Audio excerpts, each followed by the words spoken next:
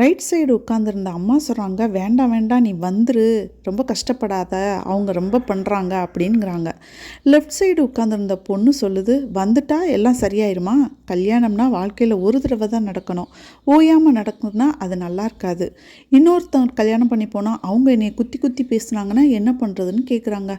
நடுவில் உட்காந்துருந்த எனக்கு ரொம்பவே ஆச்சரியமாக இருந்துச்சுங்க. இந்த பொண்ணோட வாழ்கிறதுக்கு அந்த பையனுக்கு கொடுத்து வைக்கணும், கடவுளே காப்பாற்றுப்பா அப்படின்னு சாமியை கும்பிட்டுட்டு வந்தேன். நேற்று பஸ் ஸ்டாண்டில் நடந்த விஷயம் இது. முன்னையெல்லாம் பாசிப்பயிறு சுண்டல்லாம் முளைக்கட்டி சமைக்கிறது அப்படின்னா அது ஒரு ப்ராசஸ் பண்ணணும், லேட் ஆகும். இப்போல்லாம் மார்க்கெட்டில் ஆல்ரெடி அவங்க முளைக்கட்டியே விற்கிறாங்கங்க. அது ஒரு தொழில், அவங்களுக்கும் ஒரு பலனுள்ளதாக இருக்குது, நம்மளுக்கும் ஈஸியாக வேலை முடியுதுங்க.